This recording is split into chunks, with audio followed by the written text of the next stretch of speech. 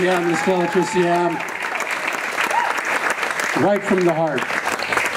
Right from the heart, this moment, this beautiful words that were shared here this evening.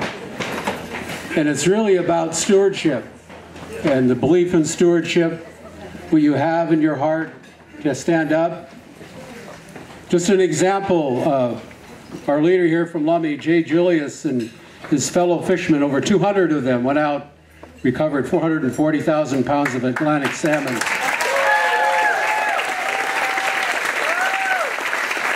That's stewardship. The stewardship is my friend Jeremy. His team's here. They provide the science and the data and the legal advice for all of the work that we do in support of the treaty right, which protects our environment. All of us, our future generations. I'd like to recognize them. That's the face of stewardship.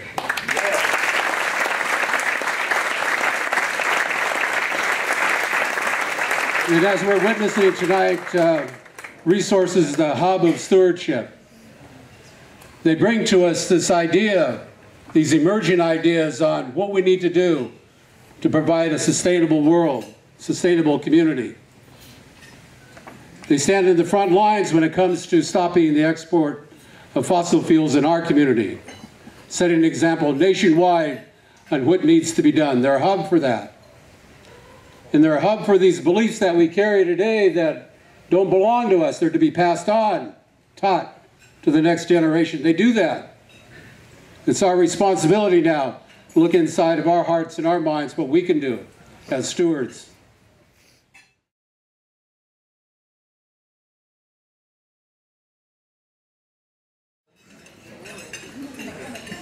I want to talk about a trip I just took with my family.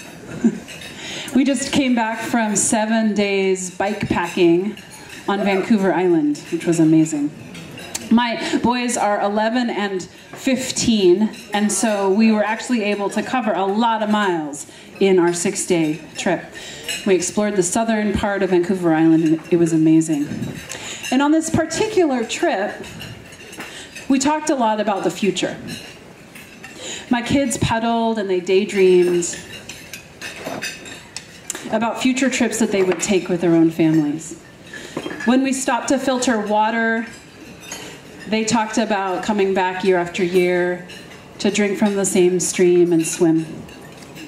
When pedaling up a mountain pass, we talked about coming back year after year and camping in some of those hidden spots that we found that those of you who travel by car don't even know exist.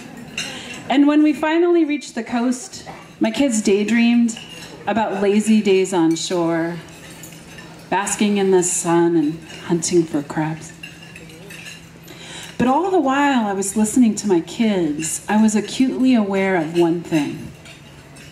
The human impact to the environment that we were traveling through was profound, incredibly obvious, and in fact, so great that the future my kids were dreaming about, the one where they were hoping to enjoy the very same things that we were enjoying, will not likely exist. In fact, my focus became so acute that each time we passed more garbage on the side of the road or saw the clear cuts on the mountainsides, or struggled to breathe because the smoke from the human-caused forest fires was so thick that it choked us, I was also choking back tears. And this quintessential moment in this trip actually happened when we were traveling down this amazing mountain pass, and there was a giant cedar tree. It was a spruce tree, a giant spruce tree that was marked on the map. So we thought, okay, we have to see this. So we sort of pushed our bikes down this overgrown trail, anticipating wrapping our arms around this amazing, great thing and feeling those emotions that you feel when you're in the presence of something so old and so ancient. But when we got there, we were faced with two things. A view of this amazing, majestic spruce tree and a 6-foot tall fence that blocked us from getting anywhere near it. A fence in the middle of the forest. A fence that was somehow necessary to preserve this very small token of what our forests once were, but it was a fence. An acknowledgement, in my opinion, that we've lost touch with big trees and big fish and wild places. So there I am with my family, traveling through what used to be majestic Pacific Coast forests, and instead of talking about the future, we started talking about what might have been. What if we had left those giant stands of timber, those forests that used to be some of the largest in the world? What if the dams didn't clog up the free-flowing rivers and prevent the salmon from spawning? What if the shorelines weren't armored and sediment was allowed to travel freely? What if policymakers and landowners, farmers, First Nations, and environmentalists had worked together toward a common vision that included protection and preservation? And then my kids asked, what if we started right now, Mom? Can't we just start right now?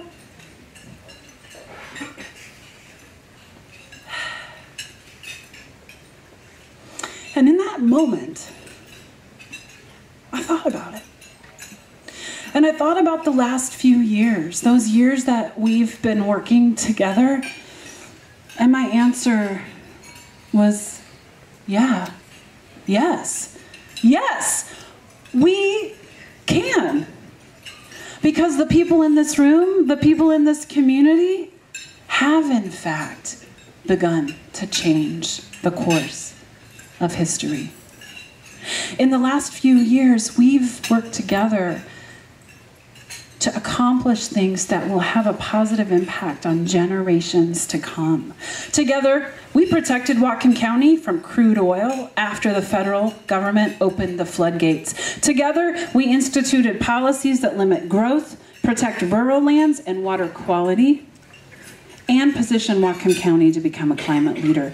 Together, we took charge from the ground up and made solar energy a priority for Washington State. And together, we elected some strong, visionary leaders and supported them in preserving our beautiful way of life. And together, along with the leadership and power of the Lummi Nation, we stopped North America's largest coal export facility.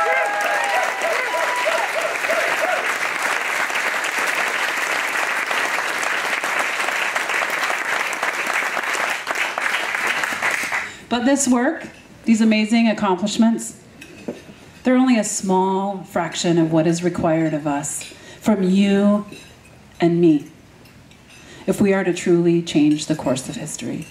And in order to do that, in order to right some of the wrongs of the past, I ask you to consider what is important to you. Think about it. I've been asking myself this question for a long time. Where are your boundaries? And frankly, are you willing to defend them right now? Even if you're criticized, even if it puts you in direct conflict or makes you uncomfortable. This is a question I come back to time and time again as the leader of this organization, but also as a citizen of this community. How deeply am I going to engage? When am I going to compromise? And when am I going to stand strong?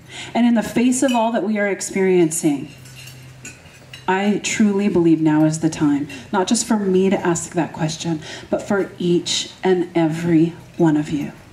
Get crystal clear on the things you're willing to accept and those you deem unacceptable.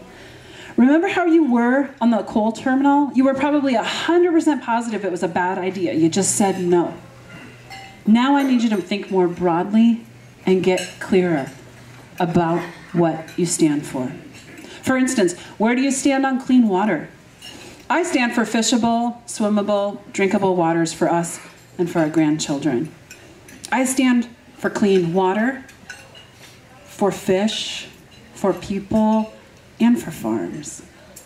I also know that the cost of preventing pollution is so much less than the cost of cleaning it up that I am willing to put, yeah, right? That one's not too hard to figure out. So I'm willing to push hard to enact and uphold regulations that consider this very simple equation. How about you? Where do you stand? How do you feel about fish farms? Oh, that one's an easy one, yeah? Is it okay to host Atlantic salmon feedlots in our coastal waters? No. Okay, what about shellfish? I don't think it's okay for thousands of acres of shellfish beds to be decommissioned because we turn a blind eye to water pollution. How about you? How much are you willing to accept? Unacceptable. Unacceptable. How about clear cutting? That's a whole nother one. It's not in my speech though, but I'll work it in next year. Where do you stand on clean energy and climate change? Is saying no to coal enough? What about trains of frack gas rolling through our neighborhoods? What about crude oil from tar sands of Canada pumping through pipelines only to be loaded onto massive tankers that travel precariously through our local waters? Where do you stand? No. Okay, come on. Seriously. Where do you stand? And what about environmental laws? I find it frustrating that we hold individuals accountable to our civil and criminal laws, but we villainize the very people and organizations that uphold our environmental laws, like the Clean Water Act and the Clean Air Act. Now, I know that these questions require deep thought. I know they're not all black and white. But the point I'm trying to make is that now is the time that we as individuals and as a community need to define our boundaries and be prepared to stand in defense of them.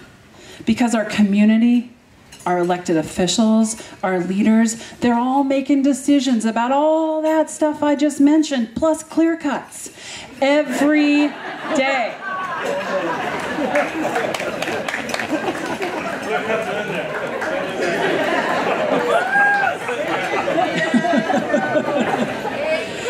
It's everyone's responsibility to engage in these issues, not just resources. It's up to each of us to stand strong for what we believe and hold the line for what is unacceptable. And while I'm not asking you to wage a war, I am asking each and every one of you to do the work to determine what you're willing to fight for and to start to engage. Now, I know you might be tired of fighting and you want some peace. I do too, but let's be clear. I'm not talking about billy clubs and pitchforks. But I'm also not just talking about marches and rallies. I'm talking about being willing to take bold action in defense of what you value. I'm talking about fights in the courts.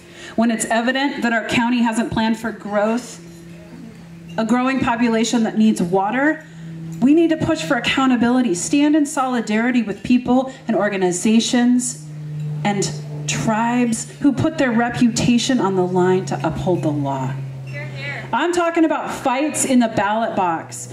When you're lamenting the horrible decisions that our leaders are making, it's time for you to take responsibility. Volunteer, help get out the vote, knock on doors, run for office, spread the word, get engaged.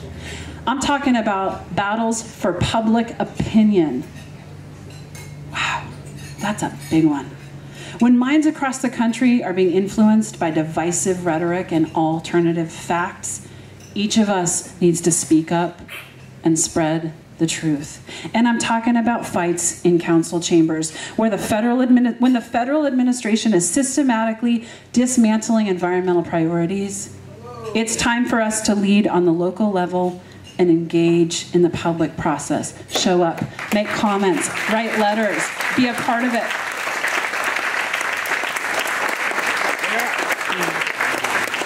Because as much as we want to, oh, I skipped a paragraph. These are the very same tactics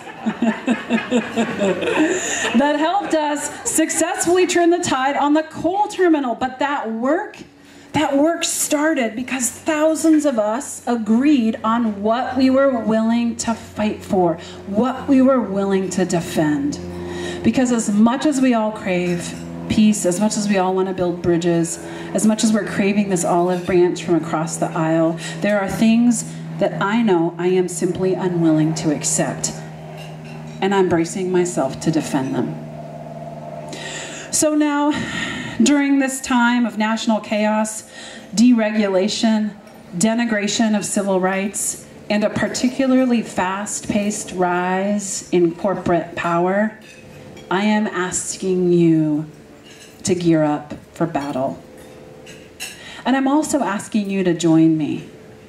Will you join me in drawing a line in defense of the environment? Because I know you don't want to wait until it's too late. I know you don't want to wait until the very last orca in Puget Sound heads south through the San Juans. I know you don't want to wait until the very last salmon on Earth heads up the Nooksack to spawn, or until your water is so polluted you can't drink straight from the tap, or when your house is threatened by fire or flood. I know you want to draw the line now, while we still have something to protect, so that our children can dare to dream about a future with clean water to drink, clean air to breathe, and wild places to explore. I'm asking you tonight, please commit to working together before all we have left is one big tree and one big fence. Please, if you agree with me, if you stand with me, stand. Stand with me. Stand with resources. Let's see it. It's gonna take all of us.